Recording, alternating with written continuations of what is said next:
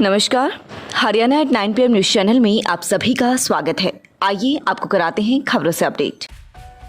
शहर निवासी एक महिला से दुष्कर्म का मामला सामने आया है। महिला अपने पति के साथ बीते कुछ समय से खरखुदा में रहती है, जिसका आरोप है कि एक व्यक्ति ने उसे पहले भाई बनाकर फोन पर बातें करनी शुरू की और फिर बहाने से आकर उसके घर उससे दुष्कर्म किया और किसी को बताने पर जान से मारने की धमकी देकर फरार हो गया।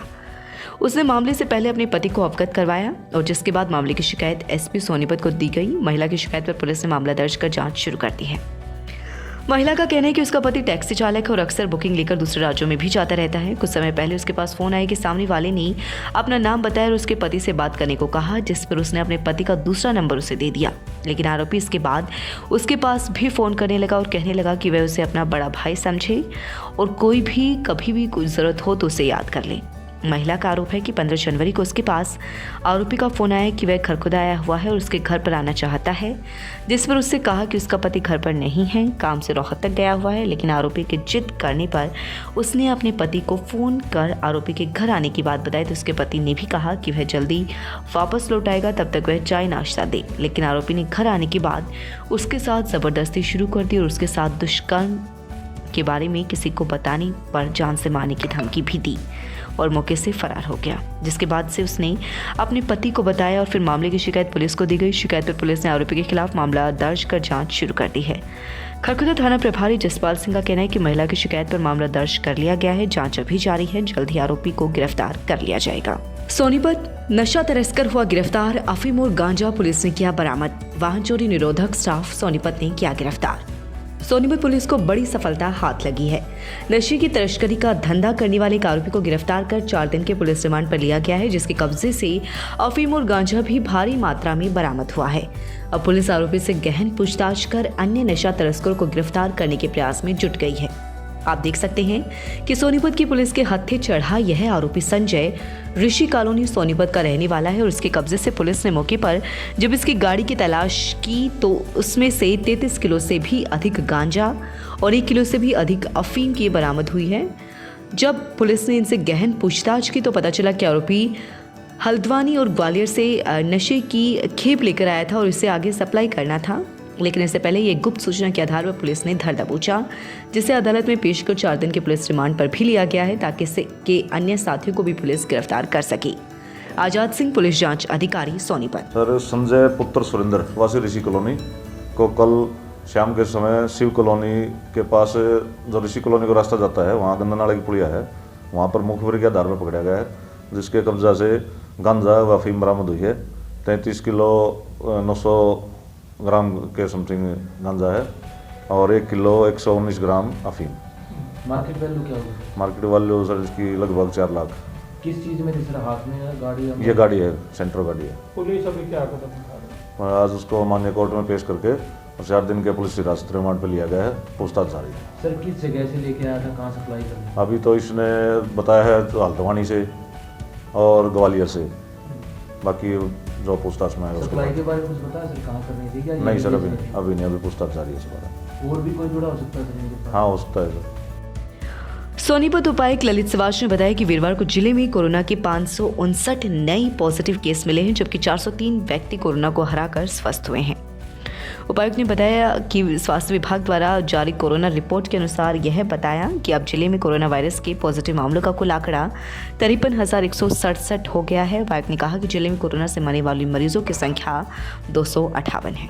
सोनीपत उपायुक्त ललित सिवाच ने कहा कि प्रधानमंत्री किसान योजनाओं के तहत पंजीकृत किसान की ई सत्यापन का कार्य शुरू किया गया है। इसके तहत सभी लाभार्थी किसान 31 मार्च तक वेरिफिकेशन जरूर करवाएं ताकि उन्हें योजनाओं का लाभ निरंतर मिलता रहे। उपायुक्त सिवाच ने कहा कि भारत सरकार के निर्देश अनुसार प्रधानमंत्री किसान योजनाओं के तहत ई सत्यापन का कार्य करना है।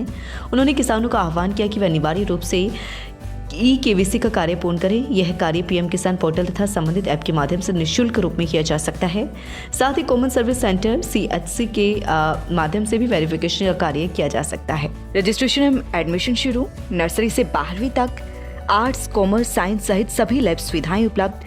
Fully AC room and CCTV facility. Pre primary तक के बच्चों के लिए खेल खेल में शिक्षा की बेहतर व्यवस्था। AP गर्ल पब्लिक स्कूल का मुख्य उद्देश्य है बच्चों को शिक्षित कर एक जिम्मेदार नागरिक बनाना, ताकि भविष्य में वह ऊंचाइयां छू सके और अपनी व अपने पेरेंट्स के सपने पूरे कर सके।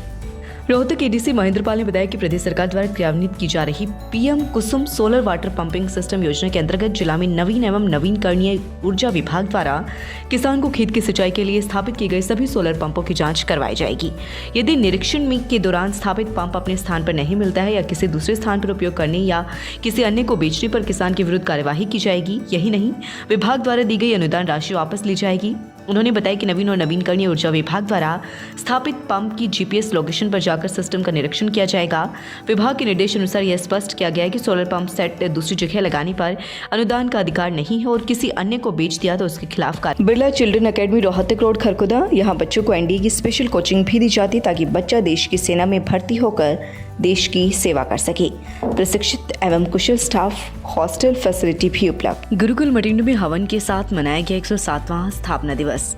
गुरुवार को गुरुकुल मटिंडू का 107वां स्थापना दिवस मनाया गया। चौधरी पीरू सिंह ने अपनी अथक प्रयासों से वर्ष 1915 में शिक्षा के क्षेत्र में एक महान कार्य करते हुए और आने वाली पीढ़ियों के भविष्य को उज्जवल बनाने के लिए गुरुकुल मटिंडू की स्थापना की थी। इस अवसर पर हवन का आयोजन किया गया। आनंद प्रकाश, रजनीश, प्राचार्य ज्योति मलिक, उपप्राचार्य राकेश दहिया, संपूर्ण विद्यालय स्टाफ और उपस्थित अभिभावकगण ने मिलकर हवन में आहुति डाली और पीरू सिंह के चित्र पर पुष्प अर्पित करते हुए श्रद्धांजलि अर्पित की। उपप्राचार्य राकेश दहिया ने समाज सुधारक चौधरी पीरू सिंह के जीवन पर प्रकाश डालते हुए सभा को संबोधित किया व अपने कर्तव्य में उनके महान कार्यों, परिश्रम और सच्ची लगन के बारे में विस्तार से बताया। प्राचार्य ज्योति मलिक ने बताया कि हमारे लिए बड़े ही गर्व की बात है कि हम इस महान संस्था से जुड़े हुए हैं और वर्तमान समय में हमारे कंधों पर एक बहुत बड़ी जिम्मेदारी है जिसे हम सभी ने निभाना है और चौधरी पीरू सिंह के सपने को साकार करना है। उस दिशा में विद्यालय प्रांगण ने एक महान कदम उठाते हुए फैसला लिया है कि नए सत्र के सभी प्रकार के शुल्क, जिनमें छात्रों का दाखिला, मासिक शुल्क, बस किराया आदि में किसी भी प्रकार की वृद्धि नहीं की जाएगी। इस फैसले का सभी उपस्थित अभिभावकों ने स्वागत किया। इसके बाद चौथी से 12वीं कक्षा तक के लिए पीटीएम का आयोजन किया गया, जिसमें यूनिट टेस्ट का परीक्षा परिणाम दिया गया। अभिभावकगण विद्यालय में पधार कर विभिन्न विषयों के अध्यापकों से मिले और पढ़ाई के बारे में चर्चा की। बहुत आवश्यक है क्योंकि हम सब मानव जाति से संबंधित प्राणी हैं और मानव जाति से संबंधित जो प्राणी होते हैं 3 महीने बाद ही बूस्टर डोज का असर हो जाता है। आधा रिसर्च के नतीजे कहते हैं कि फाइजर कंपनी का बूस्टर शॉट लगने के तुरंत बाद कोरोना से बहुत अच्छे लेवल पर सुरक्षा मिलती है, पर केवल 2 हफ्ते बाद ही सुरक्षा घटकर 70% पर आ जाती है। वैज्ञानिकों के अनुसार बूस्टर डोज के असर में बहुत तेजी से गिरावट देखने को मिली है। केवल 3 महीने बाद ही इसका असर आधा हो जाता है। वहीं 4 महीने बाद बूस्टर डोज कोरोना संक्रमण के खिलाफ मात्र 40% ही कारगर रहती है। रोहतक डीसी कैप्टन मनोज कुमार ने बताया कि आज 1664 सैंपल जांच के लिए भेजे गए, 283 मिले संक्रमित। जिले में कोविड के 1538 सक्रिय मरीज। ये है हमारा बेबी, फर्स्ट बेबी है ना। इसका भी 9 मंथ्स का एक्सपीरियंस यहीं से ही शुरू हुआ है और बहुत अच्छा रहा है एंड वी आर हैप्पी कि ये इस हॉस्पिटल के अंदर हमारे पास आया है। Saini health care medical store, Delhi road, Kharkhoda. हमारे यहाँ पर सभी अंग्रेजी व देसी दवाइयाँ सरकारी रेट पर मिलती हैं। कोई भी दवाई रियायती मूल्य पर लेने के लिए संपर्क करें। पता main Delhi Chowk, Delhi road, Saini health care medical store, Kharkhoda. Phone number 98 960 85 256। लगातार खबरों से बनी रहने के लिए चैनल को लाइक, सब्सक्राइब और शेयर ज़रूर करें। धन्यवाद।